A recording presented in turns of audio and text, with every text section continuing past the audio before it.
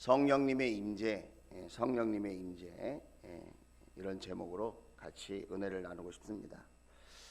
성령 강림 주일을 맞이하면서 바람 같은 성령님, 또 불 같은 성령님에 대한 은혜를 나누었습니다. 우리의 생명을 공급하시고 숨결이 되시고 또 바람같이 보이지 않지만 역사하시고 일하셔서 우리의 삶의 새 길을 이루시는 그 성령님의 은혜, 또 우리를 거벗게 하시고 또 우리를 뜨겁게 하셔서 우리로 하여금 정결을 한 불로 살게 하시고 사랑의 불을 가지고 살게 하시고 또 영혼을 구원하고 살려내는 능력의 불로 살게 하시는 우리 성령님, 여러분 그 말씀을 붙들고 또 한 주간 한 주간 이렇게 살아오신 줄로 믿습니다. 이제 오늘은 성령님에 대한 설교 계속 하고 싶지만 그럴 수 없기 때문에 오늘 마지막 시간을 제가 제 나름대로 한번 생각해 봤어요. 성령 강림 주일을 맞이해서 세 번의 설교를 지금 하고 있는 건데, 오늘은 성령님의 임재, 오늘 성령님의 임재에 대해서 같이 은혜를 나누고 싶습니다. 우리가 예배 때마다 서로 이렇게 질문과 대답 형식으로 나누는 신앙의 고백이 있습니다. 그게 뭐냐면 사도신경이에요.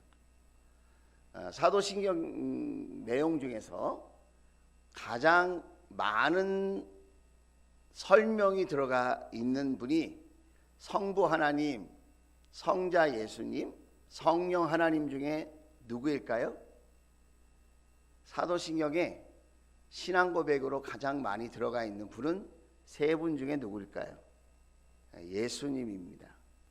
우리 성부 하나님은 빨간색을 보면 전능하신 아버지 하나님, 천지의 창조주. 우리 성부 하나님은 창조주 하나님이십니다. 이렇게 표현되어 있어요. 제일 많이 표현되어 있는 분이 누구냐면, 고백되어진 분이 누구냐면 예수 그리스도예요. 유일하신 아들. 그러면서 나는 예수 그리스도를 믿습니다. 그러면서 그 믿음의 내용에 대해서 성령으로 잉태됐습니다. 빌라도에게 고난받았습니다. 십자가에 죽으시고 장사들인 지 사흘 만에 죽은 자 가운데서 다시 살아나셨습니다. 하늘에 오르시어 하나님 아버지 하나님 우편에 앉아 계십니다. 그리고 심판주로 오실 겁니다. 이렇게 예수님에 대한 얘기가 쭉 기록되어 있습니다. 자, 그런데 성령님에 대해서 어떻게 표현되어 있는지 한번 보세요. 나는 성령을 믿으며, 이렇게 됐어요. 성령을 믿으며, 그 다음 내용이 뭐예요? 그 성령님을 믿게 되면 이런 일이 일어난다는 거예요. 거룩한 교회가 된다는 거예요. 거룩한 공교회. 우리는 성령 받으면 나 자신의 어떤 개인의 은사와 능력, 이런 걸 생각을 많이 하는데, 여러분 성령님이 임하시면 교회 공동체, 목장 공동체를 섬기게 되어 있다는 거예요. 그래서 성도의 교제와, 성령 받은 사람은 무서워지는 게 아니고 큰 소리 치는 게 아니고 싸나워지는 게 아니고, 성령을 받으면 성도들과 지혜롭게 잘 교제하게 된다는 거예요. 자신의 소중한 시간과 재능과 물질을 나누어 가면서 사랑하는 마음으로, 주님의 마음으로 이렇게 성도의 교제를 잘 하게 된다는 거예요. 그 성령의 사람이 어떤 사람이냐? 목장 생활을 잘하는 사람이에요. 죄를 용서받는 것과 몸의 부활과 영생을 믿는다. 그러니까 성령 받았다고 하면서 자꾸 이기적이 되고 자기 중심적이 되고 이렇게 되는 것은 성령님과는 거리가 먼 거예요. 그런 의미에서 여러분, 우리가 성령 충만함을 받아야 되는데, 성령 충만하다고 하는 것은 우리는 이렇게 설명을 어떻게 많이 들었냐면, 잘 보세요. 저도 그렇게 설명을 많이 했는데, 이 컵 안에 물이 들어있어요. 충만하다는 건 뭐죠? 양이 많아져 가지고 차고 넘치는 거죠.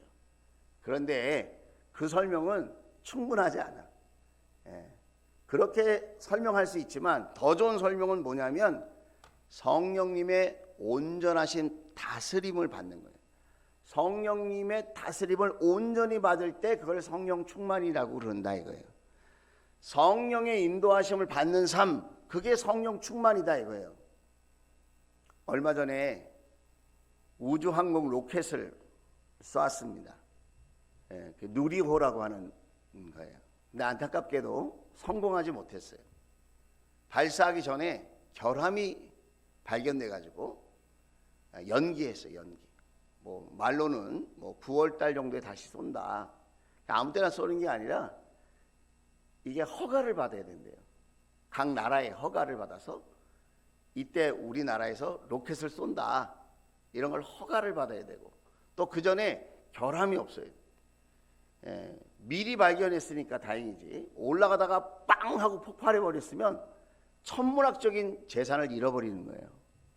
우주 항공에 대한 꿈, 그 꿈을 우리나라는 몇 년 동안 지금 이렇게 갖고 오고 있는 것일까요? 30년 됐대요. 30년. 89년도에 연구단체를 만들어서 30년 동안 지금 우리나라의 독자적인 기술로 이렇게 로켓을 지금 쌓아 올리려고 하고 있는 거예요. 근데 그동안 많은 실패를 했습니다.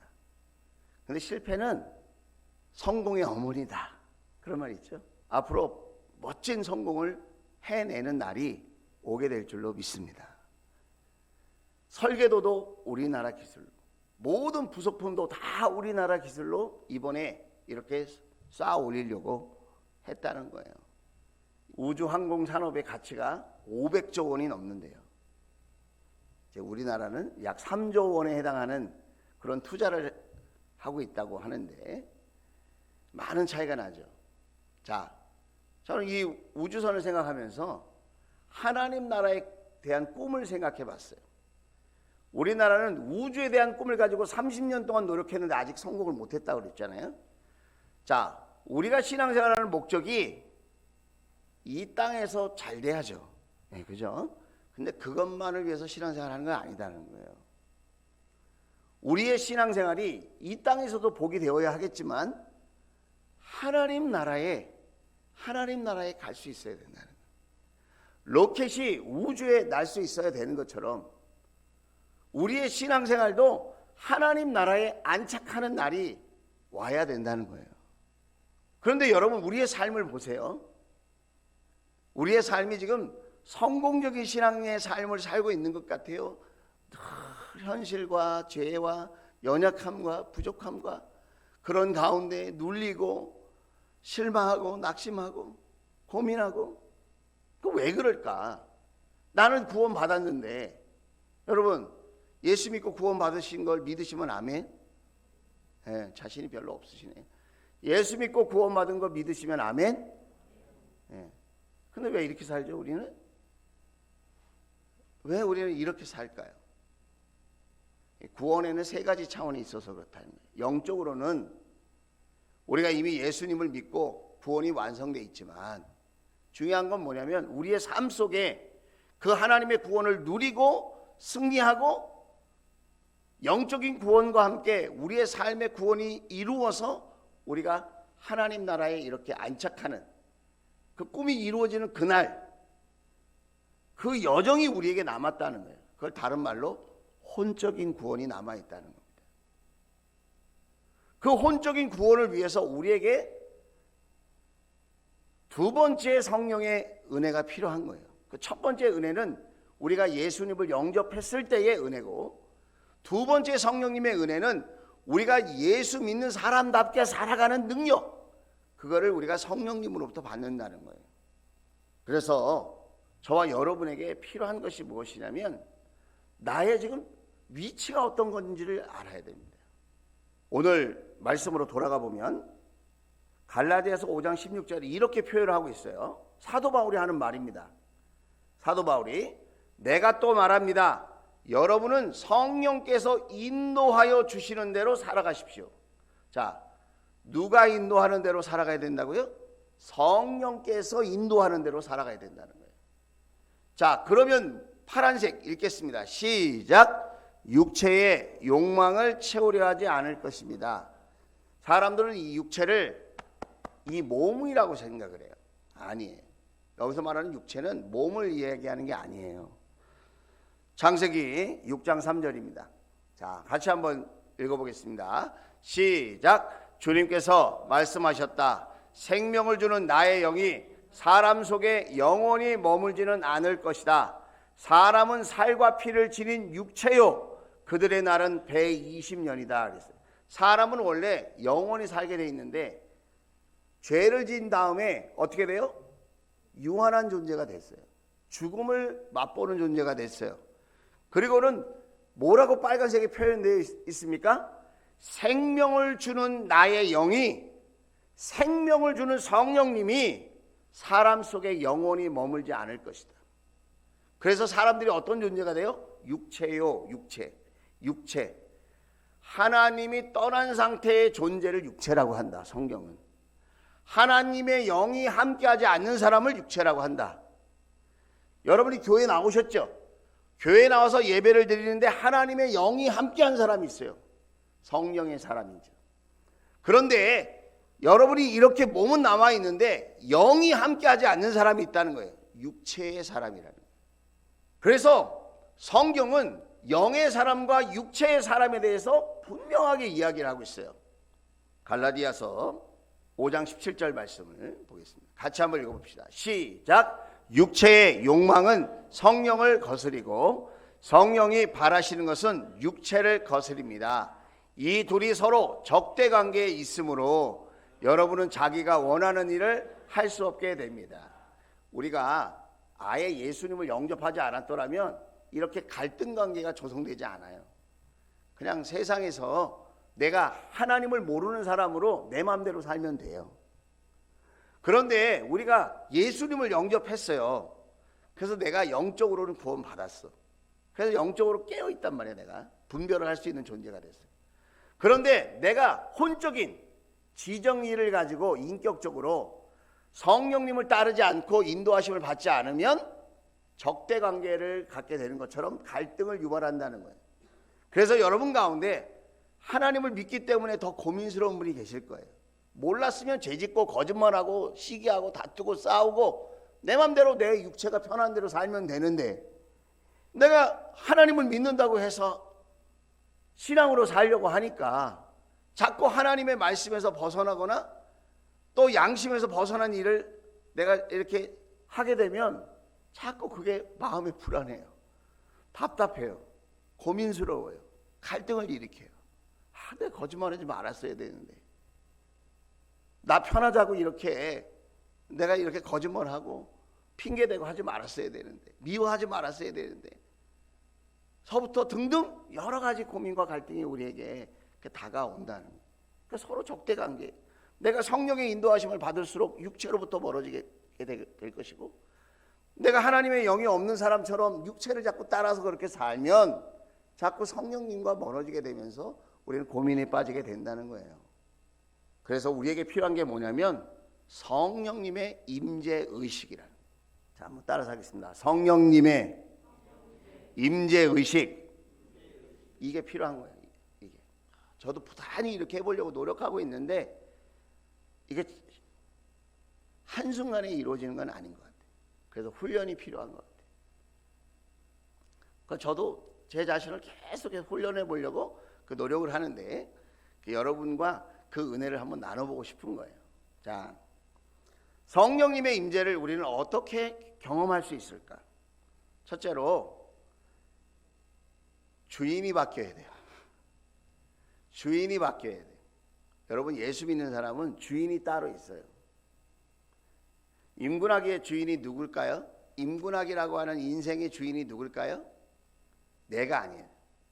세상 사람들은 내가 내 인생의 주인이다.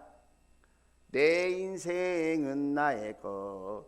내 인생은 나의 것. 네가 원하는 대로 살아. 그게 세상의 가르침이에요, 그게. 근데 여러분, 그렇게 살면 불행합니다. 갈등이 더 많습니다. 실수가 더 많고요. 잘못된 길로 갑니다. 우리는 하나님의 사람이고 우리에게는 하나님의 영이 함께 할 때만 행복할 수 있도록 기쁨과 감사와 평안이 넘치도록 그렇게 디자인되고 만들어진 존재예요. 흙으로 사람을 지으시고 그 코에 생기를 넣으셨다 하셨습니다. 하나님의 영이 함께 할 때만 우리는 기쁨과 감사와 평안과 행복을 누리게 돼 있어요. 근데 자꾸 세상이 속입니다. 아니야, 네가 원하는 대로, 네가 편한 대로, 네가 하고 싶은 대로 살아야 행복해. 어차피 인생 한 번인데. 그거 여러분 거짓말이에요. 거짓말. 그거는 유혹의 말이에요. 주인이 바뀌어야 돼요. 내 안에 성령님이 주인으로 오셔야 돼요. 성령님이 주인으로 경험되셔야 돼요. 근데 성령님의 특징이 뭐냐면 여러분, 시간이 없어서 말씀을 다 찾지 못하겠는데, 성령님의 특징은 예수님을 드러내는 거예요. 성령님이 오시면 가르치시고 예수님의 말씀이 기억나게 하시고 예수님을 구원자로 딱 소개하는 역할이 성령님의 역할이에요. 그래서 성령 충만하면 예수 충만하게 되어져요. 여러분 그런 말 들어보셨죠? 성령 충만하면 예수님으로 충만해져요. 예수님을 자랑하고 예수님을 높이게 돼 있어요. 그래서 성령님이 주인 되시면 당연히 삼위일체잖아요. 예수님이 내 마음속에 주인이 탁 되신다는 거예요. 오늘 우리가 생각하고 말할 때 누가 주인처럼 말하고 생각하고 있는지를 생각해 보세요. 여러분이 일주일 동안 앞으로 남은 삶을 살아가실 때에 내가 내 인생의 주인이 아닌 것을 인정할 수 있기를 바라고, 정말 성령님께서 주인이시다, 그 주인이신 그분이 원하는 대로 내가 한번 살아야지. 여러분에게 놀라운 성령의 임재가 경험되어질 줄로 믿습니다. 너무 안타까워요. 이게 얘기를 딱 전에 들으면 자기가 주인인 줄 아나 보다, 모든 게 자기 건 줄 아나 보다. 너무 안타까워요. 성령님이 주인이시다. 할렐루야. 두 번째는 어떻게 하면 우리가 성령의 임재를 경험할 수 있냐면, 성령님이 인도하여 주시는 걸 신뢰해야 돼요. 오늘도 우리는 내 계획대로 내 삶이 되어진다고 생각해요. 여러분 그렇게 생각하십니까? 내가 결정하고 판단하고 내가 노력하는 대로 내 인생이 흘러간다고 생각하십니까? 저는 그렇게 생각 안 하거든요. 성경은 하나님의 구원의 계획이 있으시고 저와 여러분의 안고 삶을 아시고 체질과 기질을 아시고 성품을 아신다. 복중에 태에 있을 때부터 아셨다 그랬어요. 오늘 저와 여러분의 삶을 우리 하나님이 가장 좋은 것으로 인도하시기를 원하는데, 중요한 거는 교회를 다녀도 그걸 신뢰하지 못하는 거예요. 내 계획을 더 앞세우는 거예요. 난 이렇게 할 거야. 나는 이렇게 살고 싶어. 나는 지금 이런 계획으로 가고 싶어. 하나님이 계시면 날 도와줘. 하나님의 뜻과 계획은 생각하지 않고 자기의 계획에다가 하나님을 끌어다 맞추려고 그러는 거예요. 여러분, 성령님이 주인이시면 나를 성령님께 맞춰야 됩니까? 아니면 성령님을 나한테 맞춰야 됩니까? 여러분 다 아시잖아요. 제가 어려운 말씀 드리는 거 아니죠. 성령님께 맞추면 맞출수록 나는 행복해지고 평안해지고 감사와 기쁨이 있고 여유가 있는 거예요. 그러니까 저도 여유가 없고 이렇게 다급해질 때가 있는데 왜 그런가 하고 제가 제 내면을 살펴봤더니 저의 계획에 하나님을 자꾸 맞추려고 하니까 조급하고 바쁘고 그러면서 열매는 또 없어. 그런 걸 느껴요.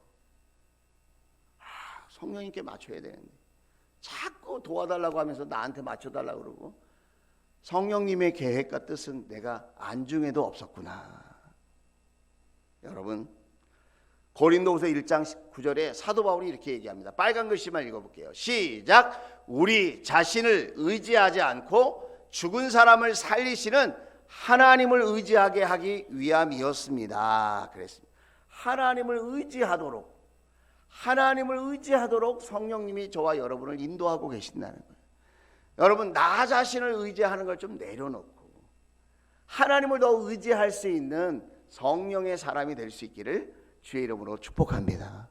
오늘 인도해 주십니다. 아까 간증하셨잖아요. 우리 김홍선 목사님이 이렇게 남성들이 모여서 기도의 삶을 하게 된 것이 하나님의 인도하심이라고 생각한다.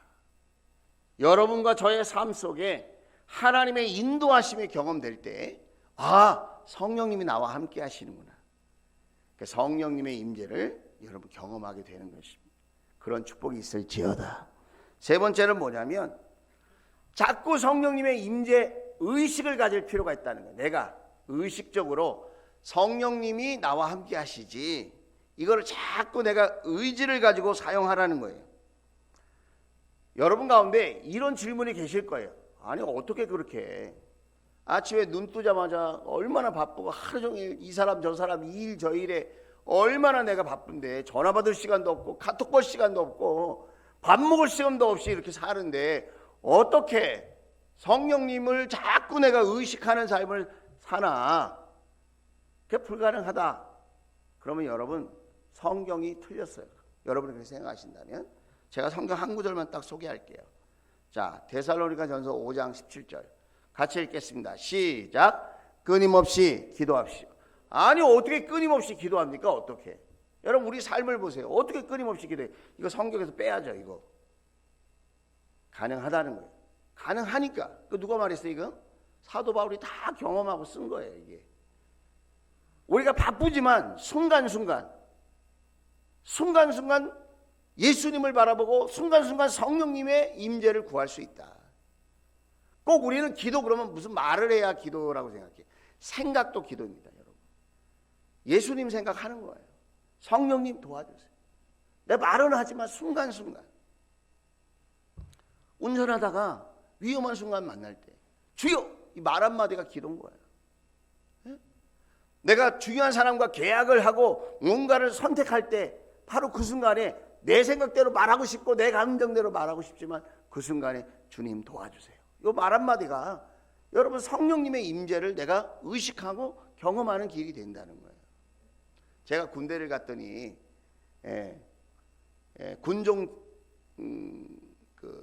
군대 목사, 군목이죠. 군 장병들을 지도하는 목사님이 얘기를 하는 거예요. 자기가 강원도에 발령을 받아가지고 운전하고 이렇게 오다가 한 번은 낭떠러지에서 떨어질 뻔했다. 운전하다가 한계령 같은데 막 넘어오다가 길이 미끄러져가지고 내려가는데 자기가 딱 한마디 했다는 거예요. 주여. 딱 한마디. 그런데 미끄러지다가 갑자기 차가 탁 낭떠러지 끝에서 딱 섰다는 거예요. 사람들은 우연이라고 생각할지 모르지만 자기는 하나님께서 그 순간에 주여라고 주님을 찾는 그 기도를 들으시고 알아서 역사하셨다는 거예요. 떨어지지 않게 해주세요. 생명 다치지 않게 해주세요. 예배 늦지 않게 해주세요. 이렇게 장황하게 말하지 않아도 그 짧은 순간에 그 한마디가 성령님의 역사하심을 경험하게 된다. 여러분 끊임없이 성령님을 생각하십시오. 누구랑 전화하고 카톡을 하나 보내고 여러분 중요한 결정을 하고 또 사람들과 어울리고 직장 생활을 하고 사업을 하고 학교에서 공부를 하고 여러분 목장에서 생활할 때 성령님을 의식할 수 있게 되기를 주의 이름으로 축원을 드립니다. 자, 그러면 어떤 유익이 있는지 그것만 한번 더 살펴보도록 하겠습니다. 우리가 이렇게 성령님의 임재를 누리게 되면 어떤 삶의 유익이 있을까요? 첫째로 예수 그리스도를 닮아가는 은혜가 있다는 거예요. 자꾸 이렇게 성령의 임재를 구하면 예수 그리스도와 인격적인 교제를 하게 됩니다. 자꾸 만나고 기다리고 높여드리고 하면 마음이 통해요. 예수 그리스도의 영과 하나 되는 겁니다. 데살로니가 전서 5장 18절을 보면 이렇게 말을 하고 있어요. 모든 일에 감사하십시오. 이것이 그리스도 예수 안에서 여러분에게 바라시는 하나님의 뜻입니다. 자꾸 성령님의 임재 속에 들어가면 감사하게 된다는, 감사하게. 그럼 예수 그리스도 안에서 자꾸 주님을 닮아가는 은혜가 있게 되는 겁니다. 예수님의 형상을 따라갑니다. 자꾸 만나면 닮아가는 거죠. 부부가 금슬이 좋고 사랑이 넘치는 가운데 계속 이렇게 살아가면 부부가 닮아가는 거죠. 우리도 이렇게 닮아간다는 거예요. 예수님을 닮아가는 은혜. 그래서 말이나 생각이나 또 행동이나 그의 능력이 예수님을 닮아가게 되는 거예요. 예수님을 닮아가게 된다. 여러분, 그런 축복이 경험될 수 있기를 주의 이름으로 축원을 드립니다. 그의 성령의 임재를 구할 때 우리에게 주어지는 유익이라는 거예요. 두 번째로는 어떤 유익이 있냐면 예수님의 증인으로 살아가게 된다는 거예요. 예수님의 증인으로 우리가 살 수 있게 된다는 거예요. 외적인 변화가 일어나는 거예요. 외적인 변화가. 자, 요한복음 15장 26절 말씀입니다. 같이 한번 읽어봅시다. 시작. 내가 아버지께로부터 너희에게 보낼 보혜사 곧 아버지께로부터 오시는 진리의 영이 오시면 그 영이 나를 위하여 증언하실 것이다. 여러분, 성령님이 임하시면 성령의 임재를 진심으로 누리는 사람이 되면 자연스럽게 예수님을 증언하게 된다는 거예요. 나를 위하여 증언하실 것이다. 그 영이, 성령님이 예수님에 대해서 말하게 한다는 거예요. 세상에 살지만 예수님께 영광 돌리고 예수님을 자랑하고 예수님을 증거하고 예수님을 말하고, 할렐루야, 예수님이 참 좋아. 예수 믿으니까 너무 좋아. 예수 믿으니까 참 좋아. 어떻게 말로 다 할 수 없지만 진짜 좋아. 그러면서 말을 하게 되는 거죠. 제가 여러분께 한번 여쭤볼게요. 예수 믿고 뭐가 제일 좋으세요? 예수 믿고 뭐가 좋으세요? 제가 신학교에 가서도 물어봤어요. 신학교까지 왔는데 예수님이 좋아서 이 자리에 앉아 있는 거 아니냐. 그럼 예수 믿고 뭐가 제일 좋냐 물어봤어요. 뭐라고 대답했을 것 같아요? 예수 믿으니까 평안하다. 이게 제일 많더라고. 예수 믿으니까 평안하대요. 교회 다니면서 바쁘긴 바쁜데 내 삶이 평안하다는 거예요. 주님께 맡긴 삶, 주님의 인도하심을 믿고 주님께 맡겨진 삶, 주님이 나를 사랑하시고 나를 위하여 지금도 함께 하신다는 것을 믿으니까 평안하다는 거예요. 평안하다. 그 외에 여러 가지가 있어요. 여러분은 예수 믿고 뭐가 좋으셨어요? 그 좋은 게 있다면 그걸 자꾸 얘기해 주라는 거예요. 성령님은 얘기하게 하신다는 거예요. 성령님이 오시면 말하게 된다는 거예요. 성령님이 나와 함께 하시니까 예수님에 대해서 말하게 된다는 거예요. 자, 요한복음 1장 사도행전 1장 8절이죠. 그러나 성령이 너희에게 내리시면 너희는 능력을 받고, 영혼 구원하는 능력, 생명을 살려내는 능력이죠. 예루살렘과 온 유대와 사마리아에서 그리고 마침내 땅 끝에까지 이르러 누구의 증인이 될 것이다? 내 증인이 될 것이다. 여러분, 성령의 임재를 누리는 유익, 축복이 뭐냐? 그 유익함이 뭐냐? 예수님의 증인으로 쓰임받게 된다는 거예요. 하나님은 우리가 건강하길 바라세요. 그리고 우리가 경제적으로 어렵지 않고 여유가 있기를 바라시고, 그리고 우리의 자녀도 잘 되길 바라시고, 여러분이 계획한 대로 그것이 잘 이루어지기를 바라세요. 그래서 궁극적으로 여러분이 어떻게 쓰임받기를 원하시는지 아십니까? 여러분이 예수님의 증인이 되기를 원하시는 거예요. 다시 말하면 여러분이 예수님의 증인으로 물질을 사용하지 못하고, 시간을 사용하지 못하고, 재능을 사용하지 못하고, 여러분이 받은 은혜를 사용하지 못하면 그 모든 것들이 무용지물이다. 이거를 가능하게 하는 것이 저와 여러분의 능력이 아니라 이것이 성령님의 능력이다. 오늘 이 성령의 능력이 저와 여러분에게 임할 수 있기를 주의 이름으로 축원을 드립니다. 신학자 중에 스티븐 하퍼라는 신학자가 있어요. 모르셔도 됩니다. 그러나 지금부터 제가 하는 말은 여러분이 꼭 기억했으면 좋겠어요. 성령님을 단순한 능력이라고 생각하는 사람이 많다라는 거예요. 그런데 성령님이 능력이라면 나는 내가 그 능력을 붙들려고 할 것이다. 그러나 성령님이 하나님이시라면 나는 그분께서 나를 붙잡아 주시도록 기도할 것이다. 성령님이 능력이라면 나의 계획과 나의 뜻과 나의 유익을 위해서 그 능력이 맞춰지도록 나는 요구할 것이다. 그러나 성령님이 하나님이시라면 나는 그분 앞에 모든 것을 맡기고 그분 앞에 항복할 것이다. 그분이 뜻대로 나를 사용하시도록 그분께 온전히 맡길 것이다. 만약 성령님이 능력이라면, 단순한 능력이라면 나는 능력을 받으면 받을수록 많이 받았다고 교만할 것이다. 그러나 만약 성령님이 하나님이시라면 나는 그분의 교제 속에 그분이 충만히 임하면 임할수록 나는 두렵고 떨리는 마음으로 더 겸손하게 될 것이다. 한국교회의 성령님에 대한 이해, 성령님을 하나님이라고 생각하기보다는 단순한 능력이나 단순한 나에게 임하는 어떤 힘이라고 생각해 왔다는 거예요. 그동안 성령님의 임재, 그분은 하나님이시고 그분은 우리와 함께 하시기를 원하시는 분이라는 거예요. 성령님의 임재는 다른 말로 이런 말이에요. 성령님과의 동행이에요. 동행.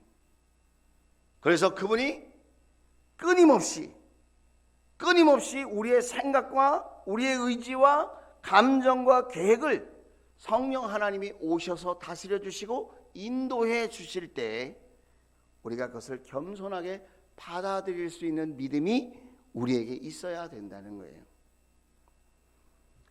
그런 의미에서 여러분, 성령님의 임재는 무엇이냐? 우리에게 진정한 축복이 된다는 거예요.